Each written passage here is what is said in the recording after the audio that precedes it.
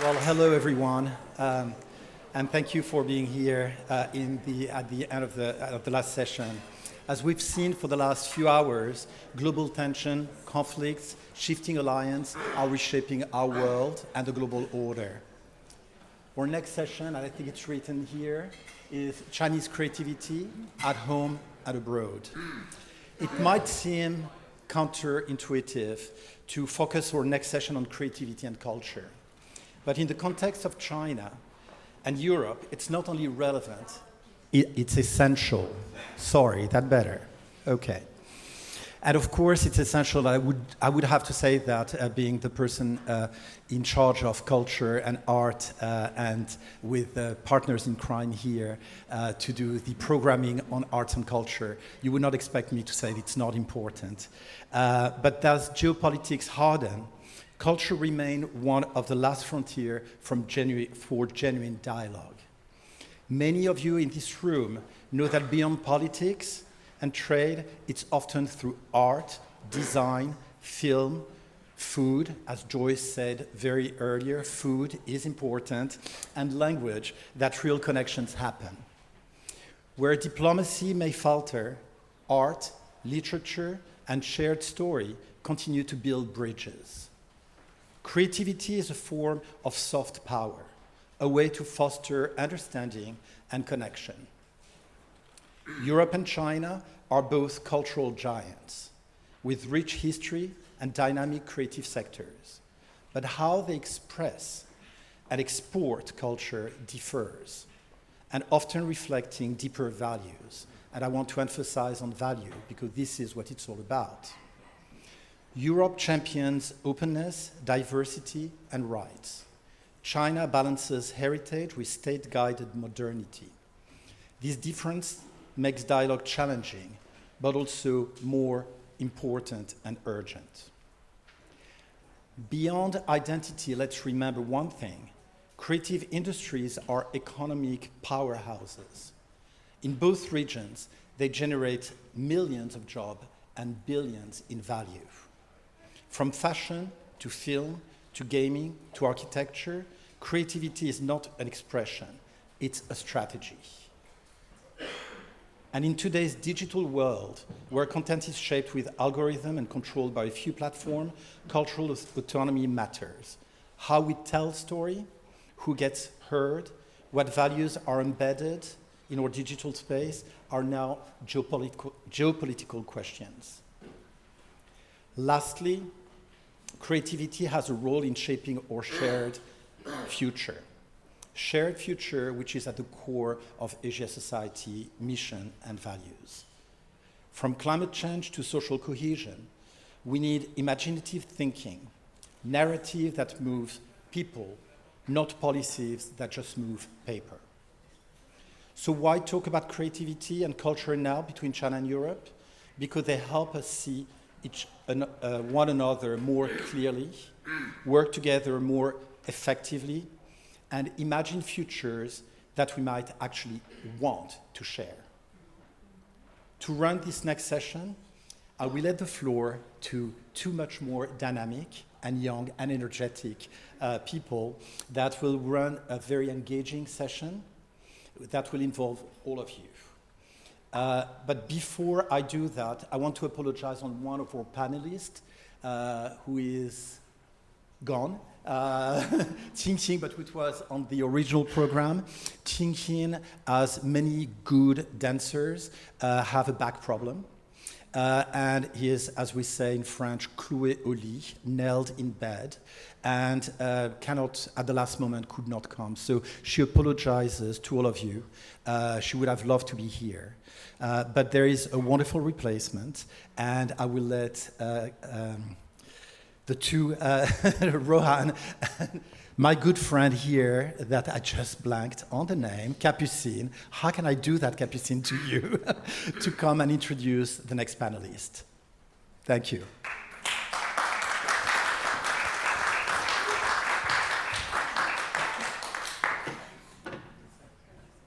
Hi, everyone. We're really far from each other. Yeah, we're far from each other now, but it will fill up. Our heart is close. Yes.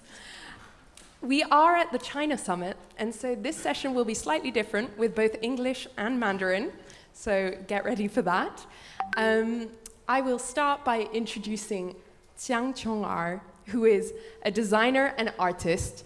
She co-founded Shangxia with Hermès, which is some of the most beautiful furniture I've ever seen in my life that's inspired by Chinese craftsmanship and tradition. She's also an artist who recently, last year, exposed at the Musée Guimet here in Paris, and her exhibition was not only inside, but also outside on the facade with all of her sculptures. So Jiang Qiong'er, please come up.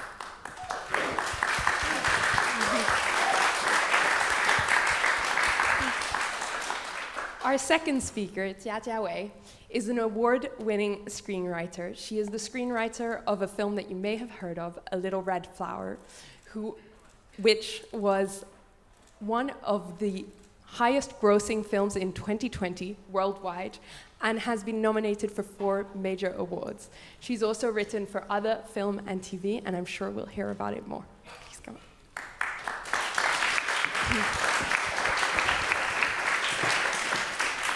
And finally, I will introduce my brilliant co-moderator before Ruohan introduces our final speaker. Ruohan is the co-host and co-founder of the Weirdo Podcast. Yes. I forgot the Chinese name. Can you help me out? It's fine. I forgive you. 不合时宜. Yes. Which has no less than 1 million listeners and talks about a variety of topics from climate, art, culture, to journalism and geopolitics. So over to you. Yes, thank you for Capu's kind words. Now, welcome everyone joining me to welcome our final panelist, Huang Rui. Huang Rui was very important in art history of China. He was a founding member of Chinese avant-garde art group, the Starred Arts Group, 新兴画会, which included lots of famous artists you might have heard of before, like Ai Weiwei or Huang Heping. They're also the first publicly active art collective to protest government censorship after the Cultural Revolution in China. And also they have lots of close ties with France as well. So Centre Pompidou actually recently just organized a 30 years retrospective of their works. Welcome.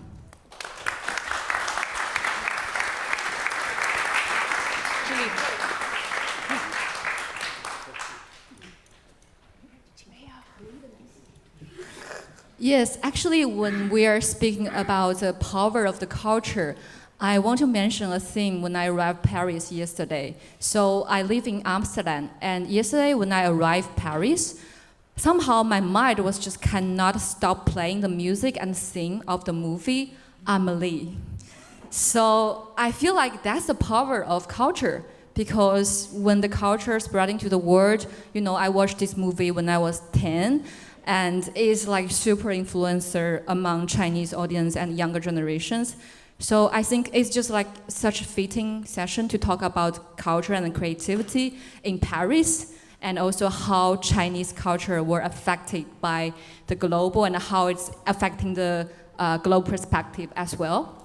So my first question would be, since like all of our speakers actually had like cross-culture living experience, all of you actually are living in Western and Eastern before. So my first question would be, how did you perceive yourself and your living experience in Western and Eastern to influence your artworks? So maybe we, starting from the Qiong'er. Okay. 大家下午好. Bonjour, good evening, good afternoon. I'm very happy to be here today. And I'm born in Shanghai, in China, and then I came to France, study in Art Deco in Paris. So France and China are both like two parts, very important cultural roots in my life when I create. And so I want to make it short because otherwise I can talk 1 hour about this question. So I think today, 21st century, 2025, July, I think an artist, when you have multi-cultural background, I think today our mission is no more representing our individual expression, artistic expression. I think today's world, we need some artists to try to create at the place of humanity, which I mean, when you create, normally you say what I want to say as an artist. But I think today we have the mission, and it's the time, very important time, that artists, you ask what this world needs and what humanity needs to be awakened, which message we need to pass. And so, like you said, my project at the Musée Guimet, it's about origin, to call that all life stems from same root, that we are not looking for what we are different from our culture. We are looking for through art what we are in common.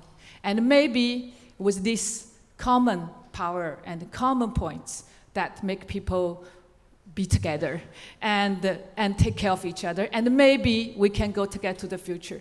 So I think that's how I identify, myself as an artist. Whatever you do as monumental installation, a design, or a painting, it's more for this. It's keep the soul awakened. And I think today, with the technology, with all of this, very speedy, developed, AI, all of this, it's even more important art. And maybe it's too serious what I say, but I truly believe art is the arc de Noé, how you say English? The Noah's Ark of human being civilizations. And I think art should be beyond language, beyond words. It's how to say, it's a emotion, it's a message, it's a feeling for all of us being together. Thank you.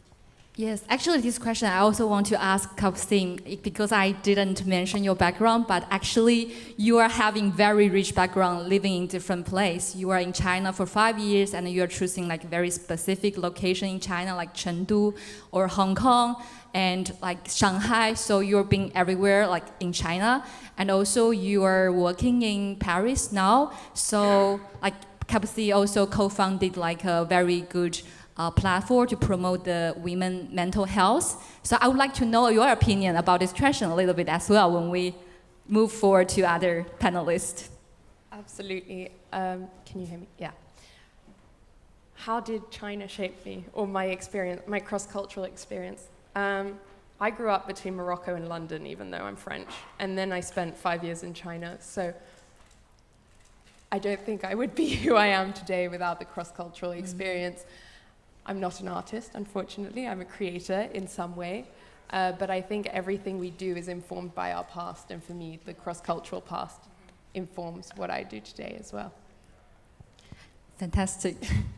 So let's also go to Huang Rui, because I know you live in Paris for 30 years, and Pompidou just had your exhibition. I'm just trying to speak the question again. And for 黄瑞老师，我想问您，就是您觉得您在巴黎的生活经历，或者是您之前在中国，然后现在在西方生活的经历，如何影响了你的艺术创作？Sorry, my English very poor.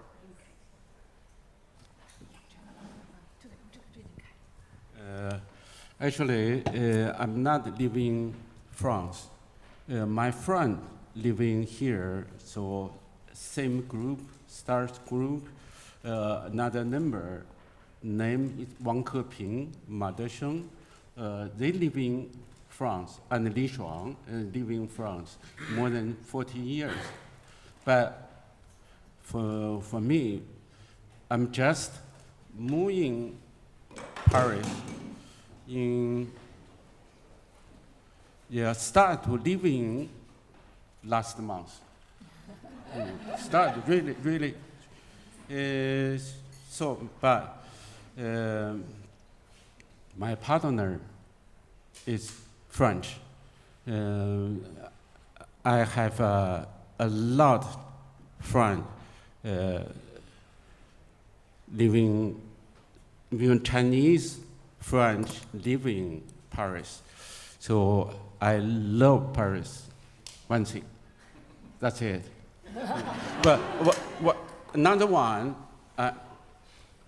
I'm not going to here to participate, talk. Really, so someone... To explain, Huang Rui Huang Laoshi found out 2 hours ago that he was participating in this talk because of what Jean-Michel mentioned in Signe clouée au lit. So she's got her back problem and in bed. But we're so lucky to have you. We really are. I'm not joking. And just to give context, it's so great to have different generations of Chinese artists with us. And you were one of the first contemporary artists that led a movement in China that still inspires the generation today. And so thank you for being here. Thank you. You gave me brave. So I could say I'm outsider. I'm outside, always standing outside mainstream, or the outside of government policy. I'm not thinking about some idea or some route, some way to build up political way. Standing in political position. I'm just learning Taoism more than 40 years.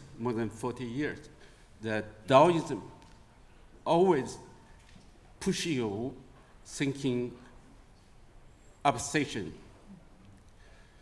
So always push you thinking about changing, differencing. So I do that. I'm also participate the first generation after the Cultural Revolution. We decided making avant-garde. Even that time, we don't know that the words of avant-garde. But with some poet and artist, some writer, we have underground group moving Beijing, starting beginning of 70s. Then after the Cultural Revolution, we make very important movement. The name is the Stars. Another name is Today. Today, just last night, I met my really old friend.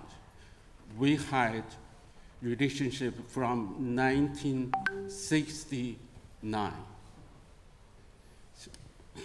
Bei Dao, a very famous poet. Bei Dao and me and Monker create underground magazine Today. But Bei Dao is one of really hard decision to keep Today's magazine keep going, upholding more than from 1978 until to right now. Even right now, in China mainland, censored Today's magazine.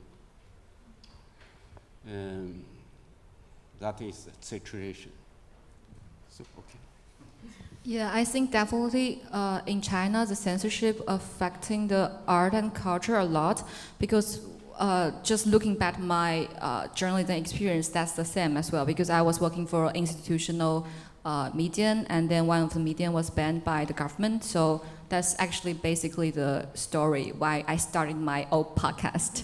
So definitely, if we're talking about culture in China, the censorship and regulation is kind of avoiding topics.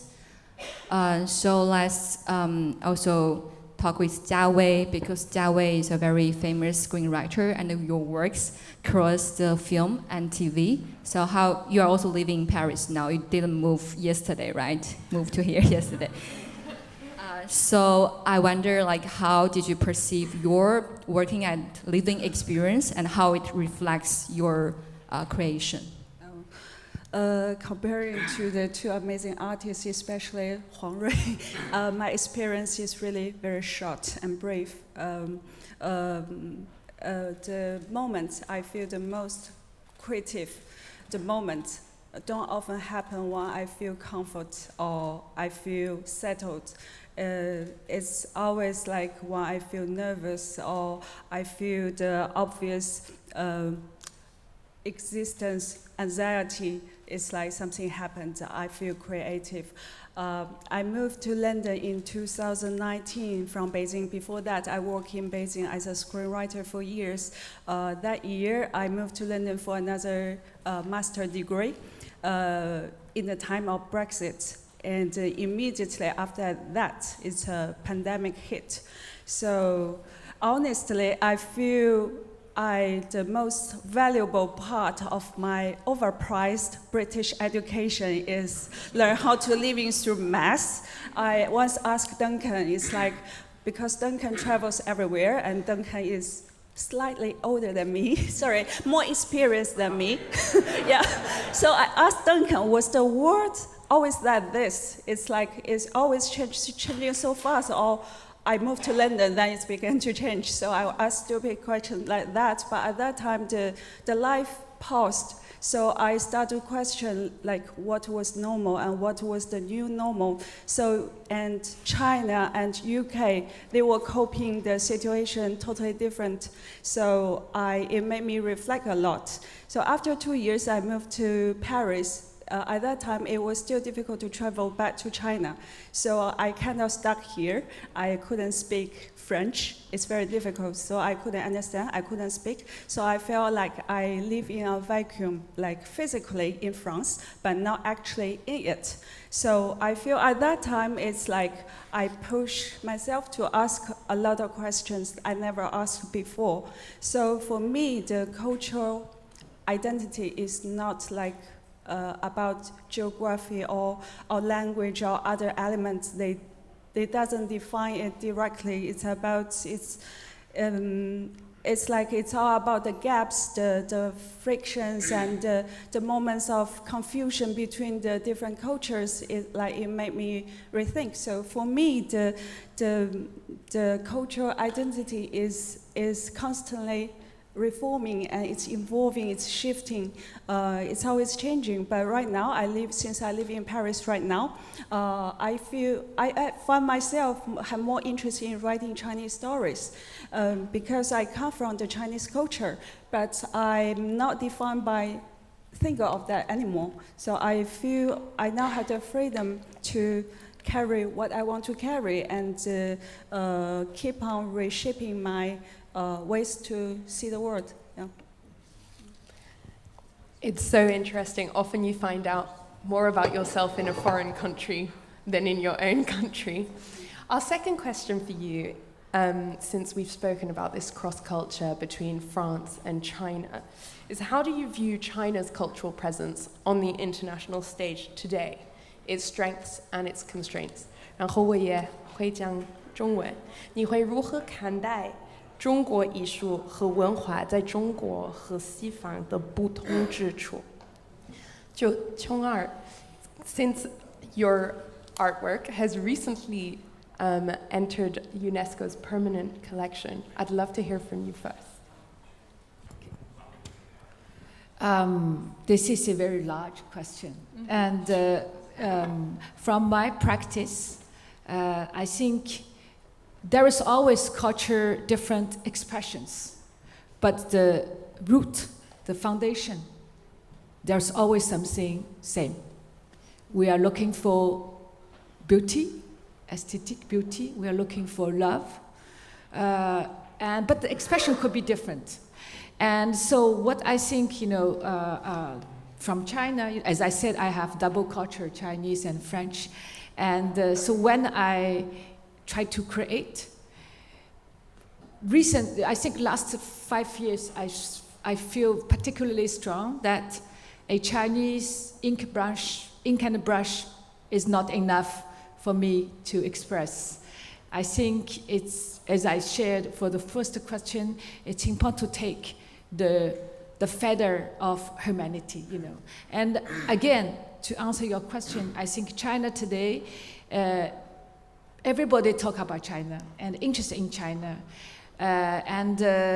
Different people has different understanding, living experience. So China is very unique for each one.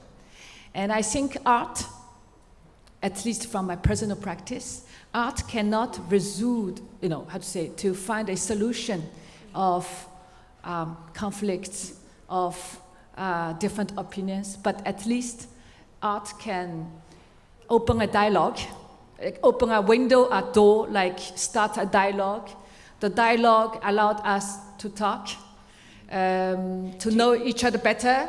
Do you have a concrete example? For example, when I create the 12 mythical creatures for Musée Guimet, for example, when the president of Musée Guimet invited me for that monumental art installation, I told myself, here today in Paris, the Olympics, and on the Place d'Iéna, I'm no more only representing China, okay? And I'm dialoguing with the world. So then the 12 mythical creatures, maybe some of you saw them, each of them is calling a collective human being value, calling for peace, calling for freedom, calling for bravery, calling for equality, calling for the nature, the time, the 12 collective human being values. And how I create them, I go back to the history. I find in the ancient Maya culture, ancient Egypt culture, ancient Chinese culture, India culture, we already have mythical creators who were the guardians of different dynasty or period of time. And I invited them to coming out from the history with AI, the technology, which is today, the symbol of today. I recreate 15,000 baby mythical creatures, mixed, métis. They are the métis of human being civilizations. And then, so you will see this, you saw these mythical creatures, they are first time being born, but their parents, grandparents, grandparents, all exist already. So I think, again, as I said, I am Chinese, born artist, but today I really convinced that when you create, it's no more representing one nation. It's for people, for humanity, and particularly today. As strong, I maybe share with you a joke, as there's no press here. So I can share with you a joke. There's press here, so I don't talk. No, okay. Good press. A joke. Okay. So for Musée Guimet project, we were invited for France 24 à la télé, 1 hour talk. And then the journalist, she did not briefing us at all what we would talk. 1 hour, all went very well. Suddenly, she talked to me. Qiong'er, as an artist in China, you don't have freedom, you don't have blah, blah, da, da, da, da, da. And then, she really started to, I was not prepared for that kind of question. And then I make it short. Then I was sweating, but nobody saw me sweating because it's on life. When she stopped the question, I have to answer. And then when she finished the question, then I replied. I said, first of all, you are talking about, looking for really the culture. She's really looking for the culture difference. In China it's like this, in na. And then I told her, today, if we keep looking for our difference to divide us, human beings go nowhere. And today, the mission is to reunite together the human being. And otherwise, what can be, what democracy system, communist, if the human being disappeared, and what's the meaning for all of these political systems.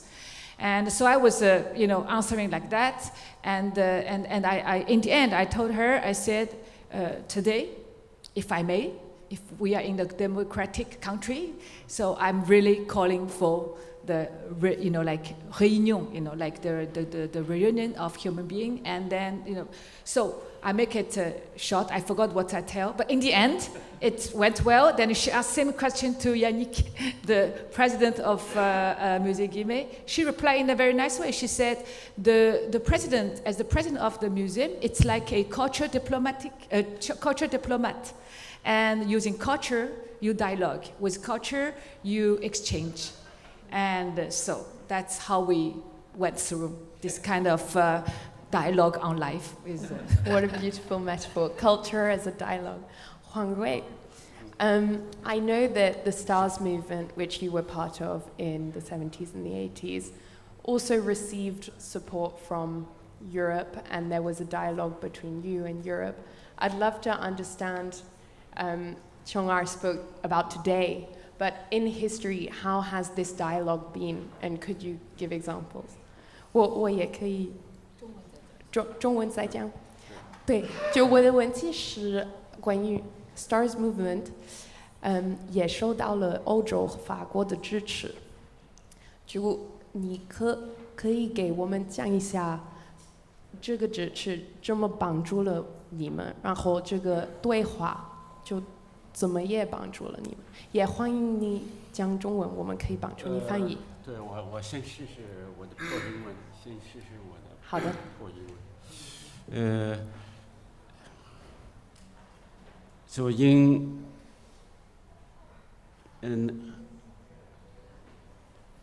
I start to learn painting really early, so since my 3 years old.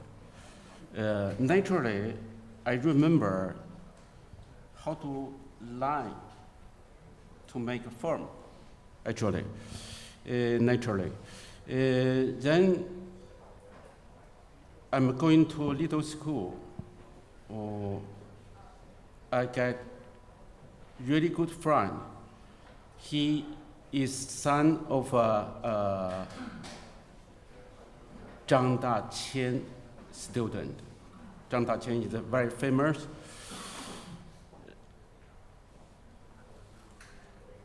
We together, two boys, starting learn ink painting. So we learn from 9 years old to 11, so almost 2 years. So all the class, we learning use brush, touch, ink, put ink on paper, just make Chinese character. All of our class, studying, just again, repeat. Then Cultural Revolution start. Everything stopped. We stopped learning. His father sent to camp. His father and mother died in second year, 1967. Okay, I restart to making painting from my self-selection. That time, I really love Western music and start reading the novel of Western writers. Really start in myself secretly. Then I start to make oil painting and drawings. I borrowed sketch of Michelangelo from Library of Beijing during Cultural Revolution. Then, very important time for me, changed me. So I'm already think I'm one of young person to join avant-garde movement. So, but my friend, all of writer, poeter, painting not easy directly going to contemporary art. We should to learn step by step. Then one day, the French government sent the big exhibition in 1978 showing Dumont, National Museum of China, Beijing. They select almost 100 master paintings. The title is French painting, landscape painting in 19th century. Then in the last part, two artists, one Cézanne, one Van Gogh. But these two artists,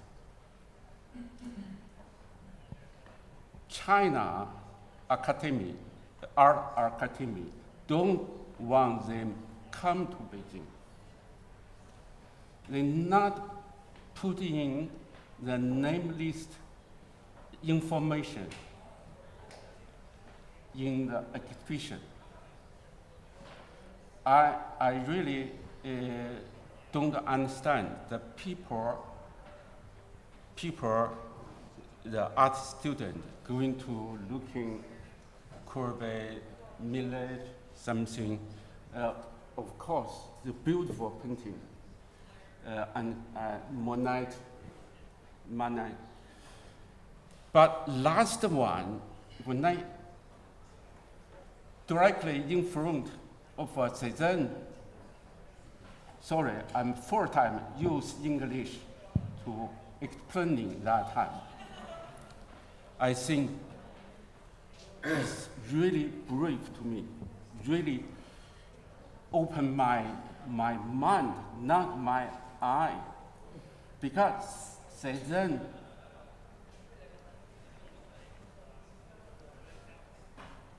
painting 1, 2, 3, 4, 5 is a masterpiece. Placard, still paintings like apple together, and landscape. You know, I'm here to talk about you. So my thing, Cézanne paint the painting. It's a different way, like impression artists. The impression artists use really emotional, the color, the beautiful color, but Cézanne not so pure, so clear, use blue or green or pink. Cézanne touch, I'm artist, sorry, touch like a one, go one. Not stop, one, go another one. Just touching canvas. The line in behind follow perspective. But in touching change the way, I discovered with that. So that touching not influence, not for perspective to make landscape, is dialogue for himself, touching, then go another way. It's dialogue, it's a brief, it's an air. So I think, okay, it's broken, is a traditional, so like China art academy use Soviet. So it's still use socialism, realism, still, but it's a tradition. It's a really, when I say, it's like say, so saying should be answer what kind of thematic, but Cezanne really freely. So I found that to make influence to myself. A bit like what you wanted to, the dialogue you wanted to create at the Musée Guimet, Cézanne did for you in Beijing during the 1970s, which is really beautiful. Yeah, the next question is also the question that I'm really concerned about, which is about like how art actually reflects the social trends in China. Because like when I was talking with my friends, we used to say, I feel like the sense about time is like before pandemic and after pandemic. And because I'm working for the social media and working as a podcaster, so I can receive lots of comments and feel lots of social emotions from the social media to some extent, and I do fear there are lots of social change were happening in China, and it reflects in the movie, films, music, and our content creations. And I would like to ask this question to Jiawei firstly, because she wrote the she's the screenwriter for the 送你一朵小红花. And also we noticed like last year we had a very famous movie which is called Her Story. And that movie I think really reflects that how feminism is uprising in China nowadays among younger generations. So I would like Jiawei to talk a little bit about it. I can't speak for other form of art. I could only speak about film. Like in China, the film and TV, they respond to social and culture and ideology change with immediacy, even with foresight. Because on the one hand, I think for Chinese audience, the tickets for films, I think it's expensive comparing to their average salary. So it's like a vote. They vote to their emotion. It's like an emotion vote to the stories that which could reflect their internal landscape, their unspoken needs, their unspoken anxieties. So it's like a vote to them. So I think for capital, they are very sensitive and very quick, and all the funds come to those kind of works that could reflect the change of society. For example, for my own project, I finished the script of A Little Red Flower in the beginning of 2019. At the beginning, it went very smoothly, but it didn't went into the stage of production. But after the COVID, the social emotion suddenly changed. People have a lot of desire and anxiety need to relieve. So during the COVID, it's a very difficult time, but the story got the funding with record speed. And it's getting done during the COVID. And when it went to the market, it earned around more than $200 million at box office that year. So itself is telling. And the story you mentioned last year, there were two very popular films in China. One is called Her Story, it's called 好东西. Another one is Decision to Leave, 出走的决心. I think it also tells there's something happening in China right now. Yes. There's a discussion about women's voice and the perspective. It's like you could feel the change. Like, there is like, by the structure or mindset, we have a long way to go to reach the real equality, but you could feel the change. For example, we have some male co-workers that they don't really understand how to respect women, but they got a fear.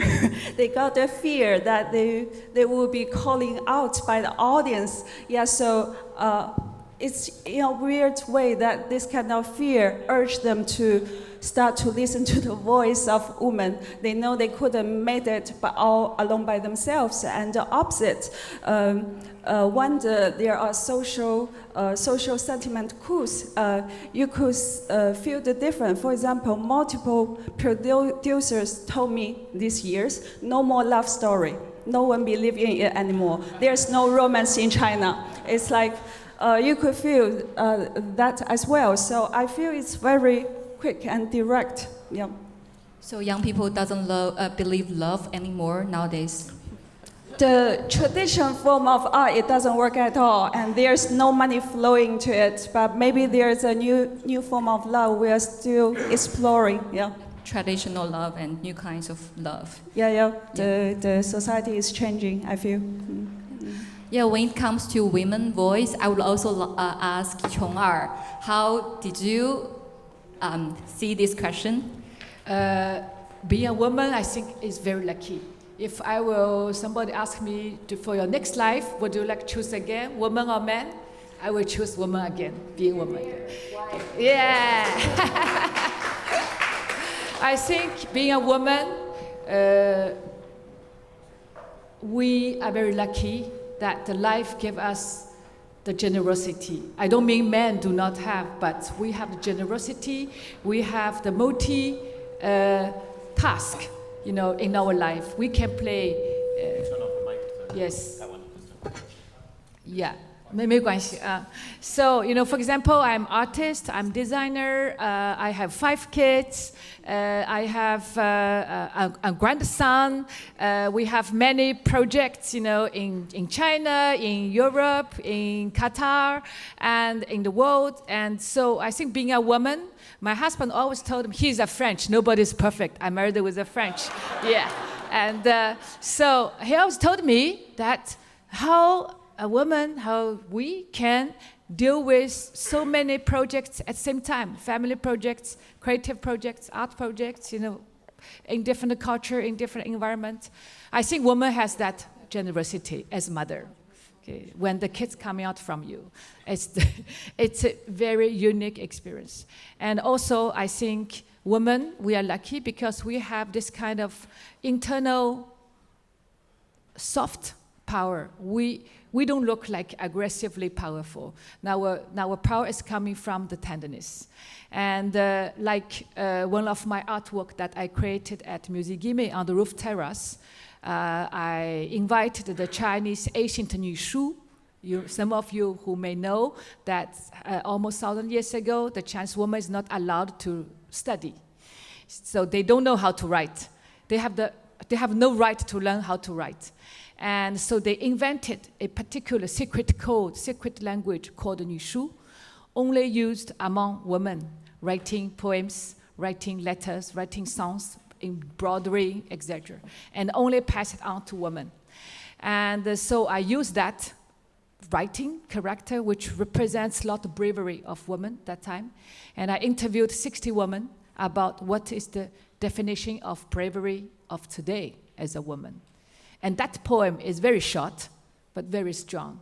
And then I used the reinvented secret code of Nushu that I reinvented with traditional Nushu, oracle, Zhuanshu, and Caoshu, a new, women's code. And Cui Wen, you read that book during the inauguration. And then, I think if we use one more, maybe is oser, ose, oser, dare to dare. I think for women, we are daring to dare to do things, without limit. Yeah. I think, again, art is the witness of all of this change that you're talking about. The culture, the generation. Art is the witness. Different generation of artists creating the art of their generation. Yeah. So art played a role like the witness of how society, culture, time changes. How it reflects in your own work? I'm trying to living always like 10 years old, That's my challenge. So I always keep myself 10, 15 years old, interested in what is happening all the time. But this is one side. Another side, I'm very deeply connected with history. I always go back to history, to the masters, what they created.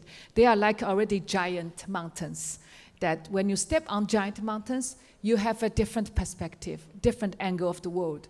So you going up on the shoulder of masters, but you stay young, curious, and same like your kids, And I think with that of contrast, maybe if I'm lucky, I can catch up some secrets of the time, of the presence. Mm-hmm. Yeah.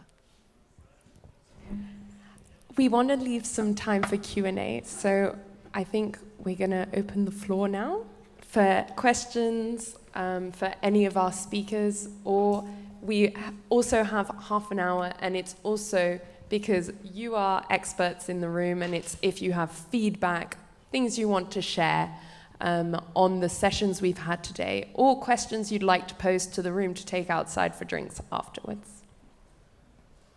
Peng Fei. Does someone have a mic? Where is Peng Fei?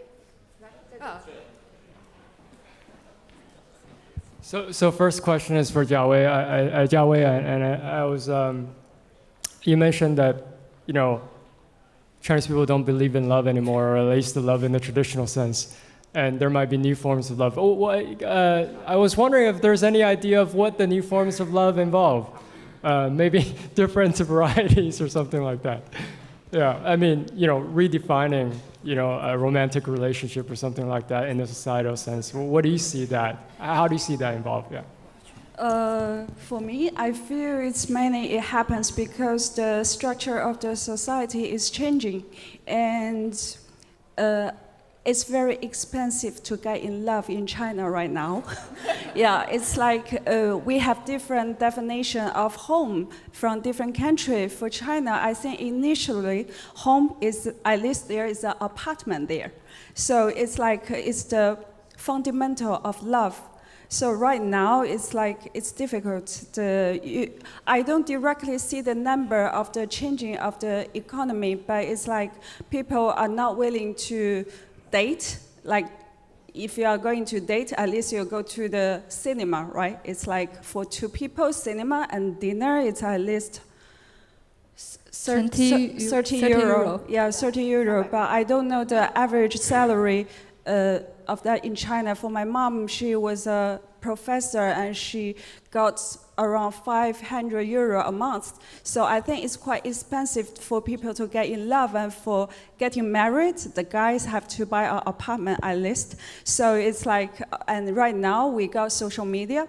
So I think it's easier for people to stay connected with something else. You don't need a real human being to get around, to pay a lot of money to get connected. I think it's something happened in Japan, I think, as well, for many years already. So it's happening in China as well.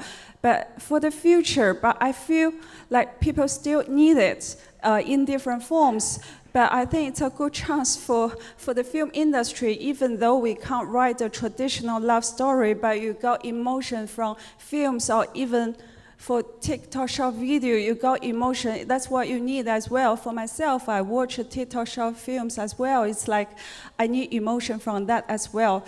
But not between human. It's about AI produced a dog that he adopt your kids, human kids, and look after the kids. So it's like strong emotion, but that kind of video, I think it's like you can use that instead. But I think in the deep down in the heart, we're still longing for love. But it's like we need a trustful way to approach it. Yeah. Yeah, and also I read a news lately which is talking about nowadays Chinese parents are so busy, so they don't have time to take care of children. And there are so many AI companies rising in China now, so they're producing this company-shaped robot for their children. And there's one day the children just started call the AI company as mom. So it's like a real story, real news I read on the social media. And I think it's a really threatening somehow. Yeah. Don't have time for love, don't have time for kids. Is there any other question? Yes. Hi, good afternoon. Thanks for your sharing earlier.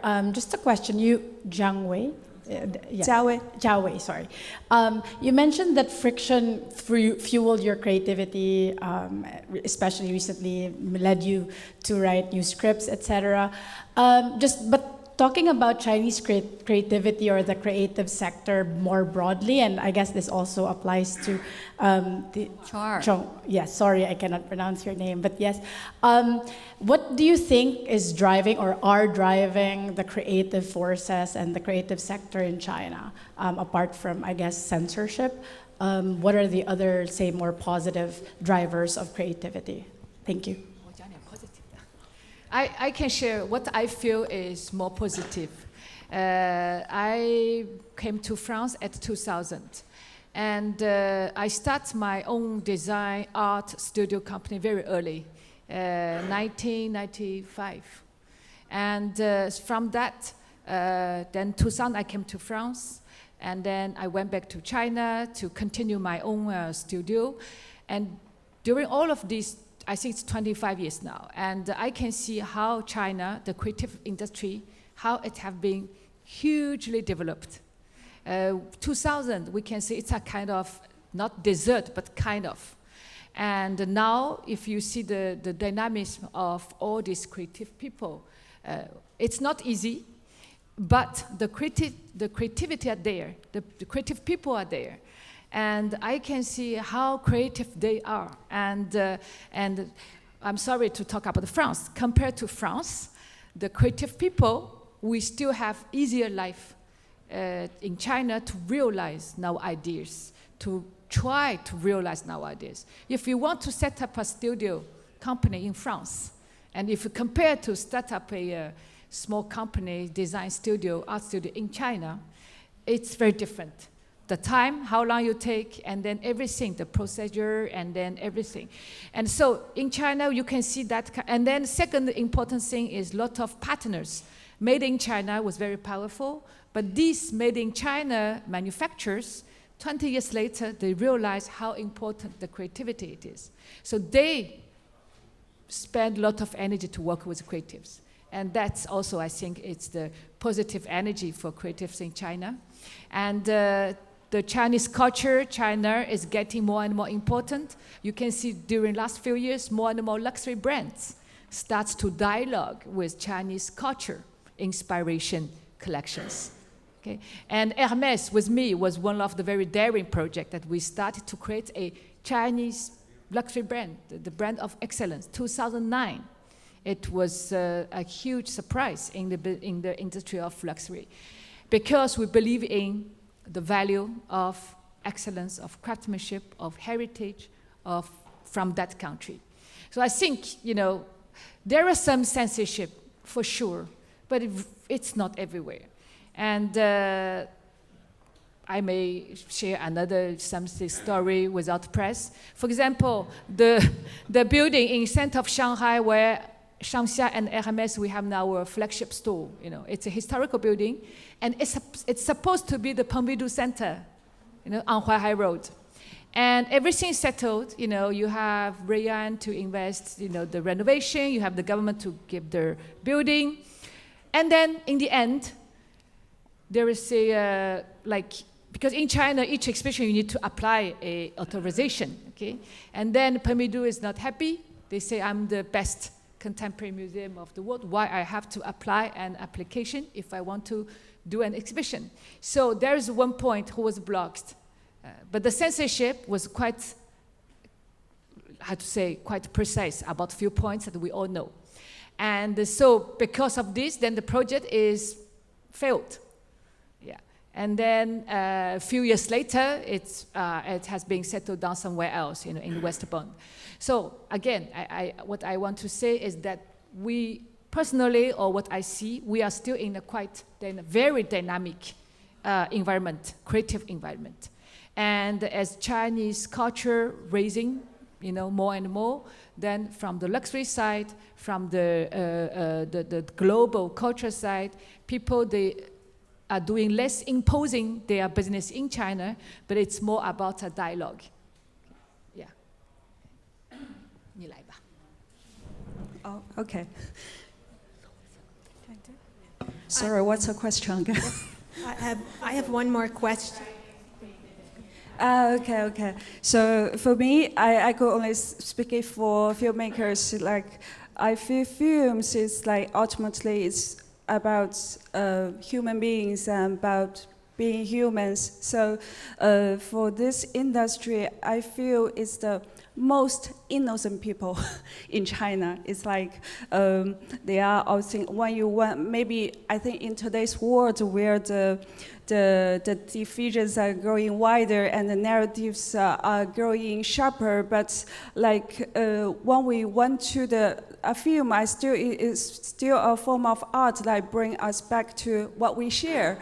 When you enter a cinema in France or in China, it's like immediately you got the story of others. Like we see how much the Chinese ordinary people and people from France and the US share in common. So it's like you could relate easily. So I feel also we are not documentary, we are not journalists. So it's like story itself is a metaphor of life. It's like you got like we may cry in others' pain, we may cheer in when others rise again. So it's not, for myself, I didn't have touched the bottom line of censorship. It's not a problem for me, for myself, but I can't speak for others because it's finally it's about human, it's about what we care about. Yeah.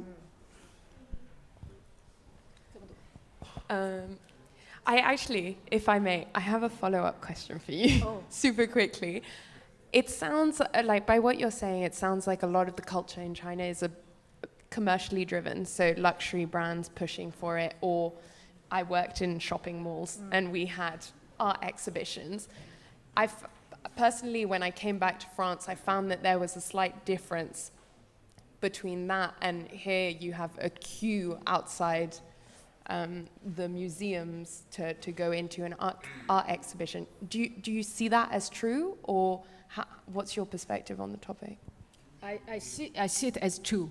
That more and more people are interested in art. Like the Shanghai Museum, they organize a exhibition about Egypt civilization. There's queuing. Oh, really? 5,000-6,000 people every day. And so when the people are getting more and more curious, and they want to learn, I think one of the Chinese character is we love to learn. There are a lot of young retired people. They are 50, 60, they all learn. My mother, 80 years old, she's learned singing, and so we love to learn. And so I think art is a way that they can learn, they can, talk, have a conversation with the world. And even in the shopping mall, you have exhibitions, you have art installations. And I think one is learning, another is the poetry of life. You can escape. And it's a beautiful escape. It's a poetic escape with art. Wonderful. I saw, just there. I don't have a question, but I have an observation. I want to reflect on the Qiong'er's optimism. I think if you think about the creativity, the cultural influence of Japan, Korea, and if you correlate that to the GDP per capita, I think China still have a long way to go, because China's GDP per capita is 12,000, 13,000. And then Korea, Japan, when they are influencing the cultural scenes of the world, their GDP per capita is already, I think, half of the US or almost half of the US, right? So I think China has a long way to go. So reflecting on your optimism, I think China still have a lot to catch on the economic growth. I think you can already see a lot of creativity coming out of China at this stage. So imagine if the government can unleash more benefits to the people. People have less economic burden. I think there will be a lot more cultural influence. And I live in the U.S. and I run a food company, and I think there are a lot more Chinese entrepreneurs who have been living abroad, translating Chinese culture. I mean, the food world, right? So there's so many new ethnic food brands in Paris, in the U.S. Chinese people really understand both cultures, and then introducing ethnic food, ethnic cultures to the Western audience in the language, in a way that a Western audience can understand. And I met so many of them, and I'm just amazed by that. So I think I just want to reflect on that optimism you shared. It just touched me a lot. Thank you. I see another question here. So thank you. And I'm actually not working in art industry. I'm working in the motorsport. And humbly speaking, I got really inspired by the speech. So there's a comment that I want to make in terms of the love, the topic. I was actually born after 2000, so I'm 00后. When we talk about is it hard for 00后to falling in love, I cannot represent everyone, but me and my friends, we are still falling in love again and again. Yes, there are still a lot of emotions out there. I don't know what is tradition, but there's a kind of thing in China is maybe worldwide. If you marry somebody, you're gonna be with him forever.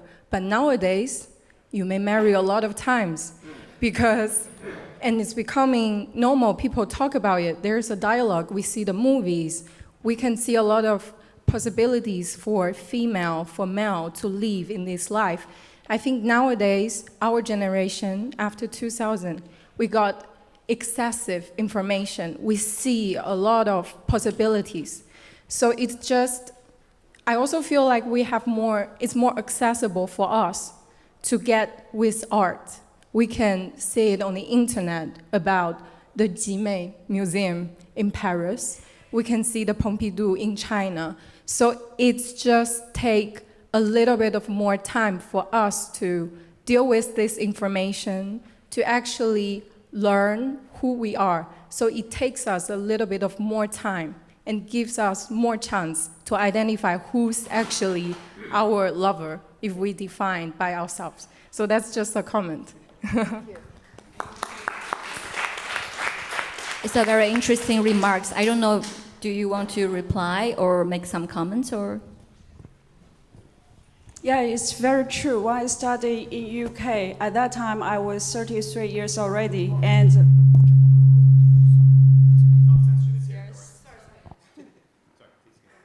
there's some chemistry between us. Yeah, so when I studied in UK, I was 33 years old already. At that time, I began to dating. It's totally new for me by dating app. When I have emotion or love problems, I go to my classmates who were 22 years old. They will tell me, I got through this when I was 16 years old already. So I learned a lot during these years. So yeah, I hope I can write something for you. Yeah.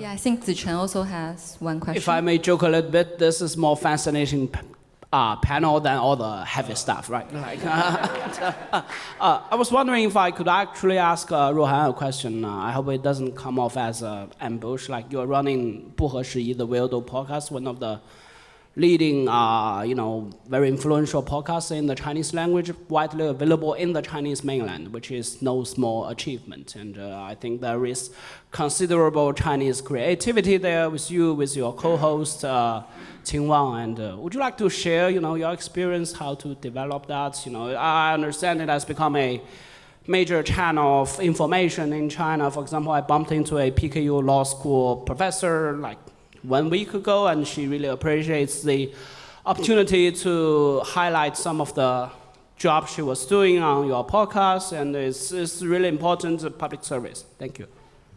Thank you so much, Zichen. I feel really flattered by your compliment. When I have to speak about my podcast, because I was supposed to be moderator here, so I didn't prepare anything for my own works, but we started our podcast 6 years ago, and that was right before pandemic. I think our works really reflects the change and social ideology in China in the past few years, and I think all of the questions we ask today is also really touching my heart, because we started during pandemic, so we started to make lots of episodes about zero COVID policy, and we made lots of criticism as well. We interviewed the foreign journalists who live Wuhan in the last train. We also interviewed lots of ordinary people in China who were sent to Fangcang during pandemic. So we are using this way to record ordinary Chinese people's life during pandemic, which I think is very, very important.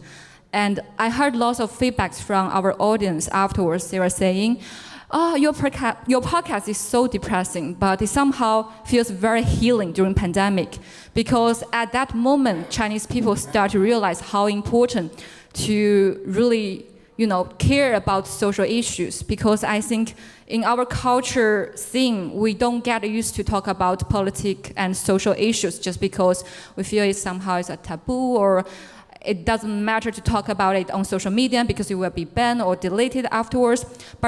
But during pandemic, everyone has the desire to talk about it. So I feel sad because our podcast became popular during that time period, and because we are making so many episodes about zero COVID policy.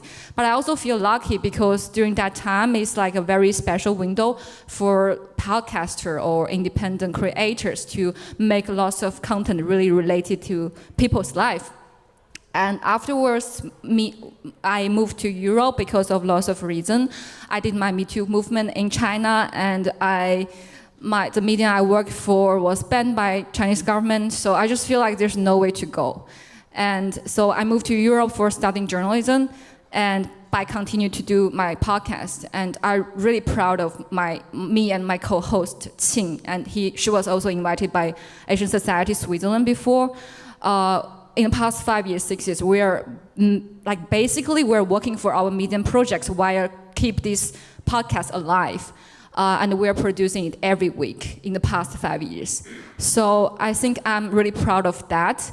And when we moved to Europe, we didn't really stop to concern about social issues, because then Europe started to happen lots of things like Ukraine war. So during pandemic, lots of Chinese journalists cannot leave the countries. So me and my co-host just decided to go to Ukraine and the border of Ukraine to report what's really happening there, which I think is very important to be present as a journalist. And there's so many journalists in China, they don't know what's happening in Ukraine during the time. And also Chinese mainstream media was kind of, not manipulated, but they're like propaganda, a little bit propaganda. And also at the first place, they are more pro-Russian stand. So we bring the ordinary people's voice to Chinese audience and actually shift their view towards the international news a little bit, which really surprised me. I remember this one story was happening between me and my co-host. Is like she's going to Ukraine to interview one of the female soldiers on the front line, and actually the female soldier told her how struggling she was during period. But when she reported this storyline to the editor in the newsroom, the editor is a male, and he was asking why it matters to ask this question, why you are waste this time to ask this question. So we cannot write it down on the newspaper, but we talk about it in our podcast, in our episode.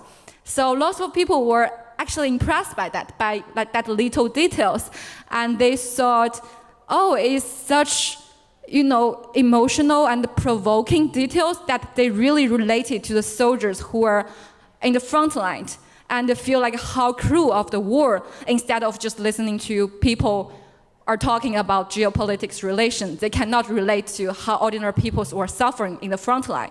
So that's the point I realized the power of the story and the power of the creation. I think I will stop here because I probably speak too much.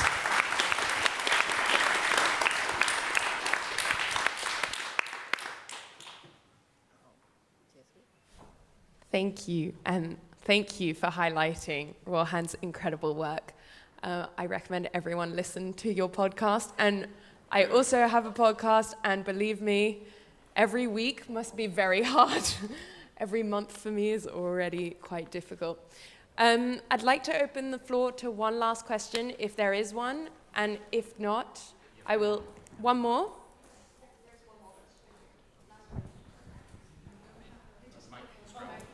Sorry. Okay, thanks. Yeah. Okay. A VIP guest is coming soon. Yes. Okay, hi, my name is Haifei, and I'm interning here at Asia Society France, and I thank you, first of all, for this inspiring exchange. And I am curious about the impact of technology, technological innovations, and AI in your work. So for you, is AI a creation killer, or is it instead driving even more possibilities in your art? Thank you. Yeah. From my practice, AI for me is a very good assistant, very good tool that will help me to extend the limit of my imagination, the human imagination. For example, for these mythical creatures, it's like you are making babies. The mythical creature from ancient Egypt from Chinese dynasty Xia or Shang, when they are together, if I watch them, I cannot imagine what could be. I can imagine, but I only have my own imagination. But the AI helped me to give me hundreds of possibilities. And then I can talk with him. I said, what do you think to have some, I talk with him, He is like a partner, an assistant to really extend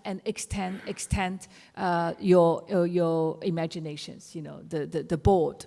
And so this is one, and I think what AI cannot do, that we can do still today, is the judgment. Either you say judgment, or either you say, like a perspective and opinion, because AI is based on all what existed already. And human being can create something which never or not yet existed. And I think if we find a smart way or a healthy way to dialogue, to talk with AI, it could be, at least for me, it helps me a lot, the AI. And I have a good friend who is like my uncle, who is run the biggest telephone company that you may all know. And I still remember we take a tea once every year. And I remember he told me that one day, if human being fall in love with a AI-produced, you can say robot, or you can say whatever, but human being, robot human being. And that's the most dangerous thing. And so for the moment, for the artists, for the creative people, AI is a good helper. Okay? But we don't know with which speed the AI can evaluate. And that's why I said art is the witness of each period of time where we live. And that's why I try to use different AI of the different steps of development into the art, to witness the development of AI, and with human being. Yeah. So till now, we are like this. But today, nobody can really predict the future and how fast, what will happen. So it's still full of lot of unknown and uncertainty. Jiawei, do you use AI in your work? For my industry, I think AI is very useful because the procedure of making a film is really very long. For the projects I experienced, at least 1.5 years. So when you began to write a love story, you couldn't predict it. After 2 years, no one believes in love anymore. So I think AI speed up everything. It's like I once participated in an animation film. It's the procedure of the whole film is 5 years. So at the end of first year, I entered the project, and it's when I entered the office, there is like a blackboard. It says we were 2 months late already at the end of first year. So I think AI, of course, you have many benefits and disadvantages, but the most important is speed up everything. So it gave the capital confidence as well. It makes it a better business. As a follow-up question, how is social media impacting your work? Our attention spans are becoming shorter and shorter as we get into the habit of looking through reels on TikTok, on Douyin, etc. Yeah, so I feel nowadays audience, they have shorter focus they pretend to like shorter TikTok video or something, that's for sure. But I think the cinema will always exist because at the beginning, the birth of cinema, at that time, filmmakers, they are fighting with bistros and pubs, they are getting the attention, like they compete the attention from that. So I think it's like it happening, but I think they're different. Yeah. I have a very quick follow-up question. So nowadays, like my industry are really worried about to be replaced by AI. I don't know how about your industry. Like, do you think screenwriters can be replaced by AI someday? I was happy to hear that screenwriter was the last one to be replaced by AI last year. But after using ChatGPT for 1 year, I'm not so sure about it. So yeah, hopefully. Yeah. Okay. There's another question. We're still waiting for a VIP guest. So.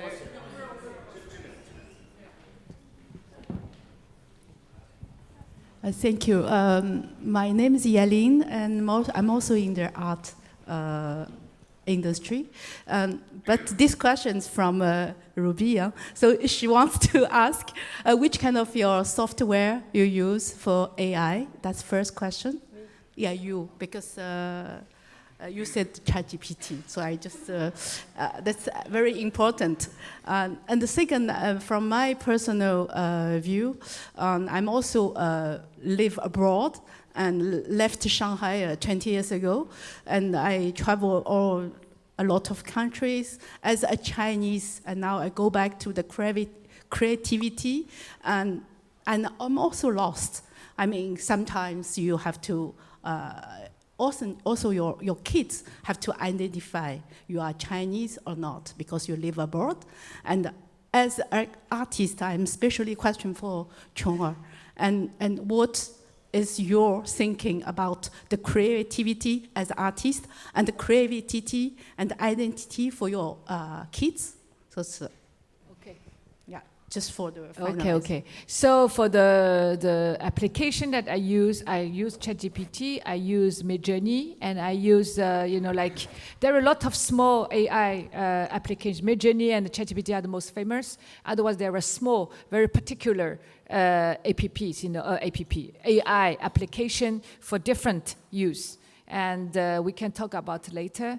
But these two are the most famous and most popular. And again, the application is here. It depends on how you use that.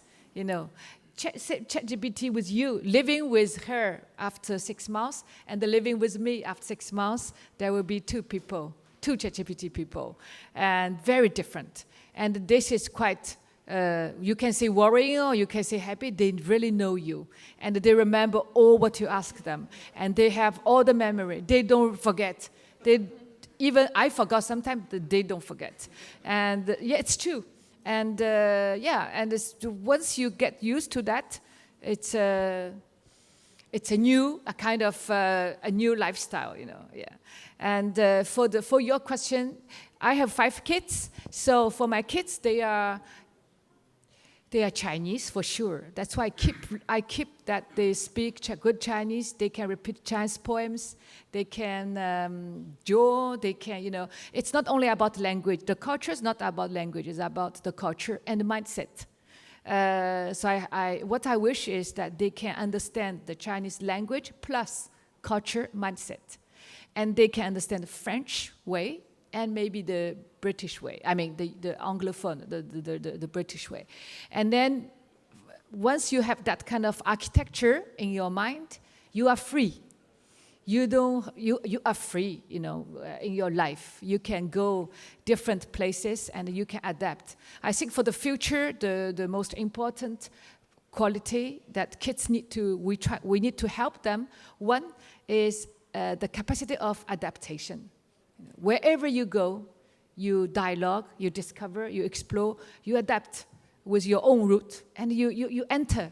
Once you enter, you can find your home somewhere.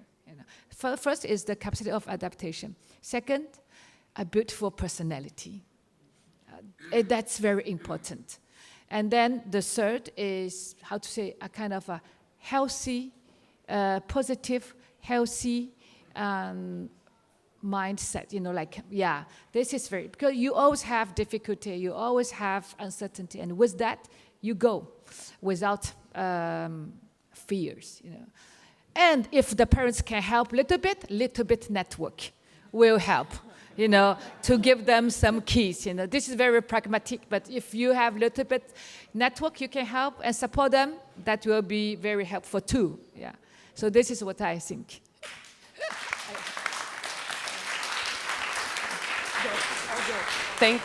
Thank you so much. And I believe that more and more children and people are living between cultures now, and it's a way to be able to take the best of each culture that we participate in.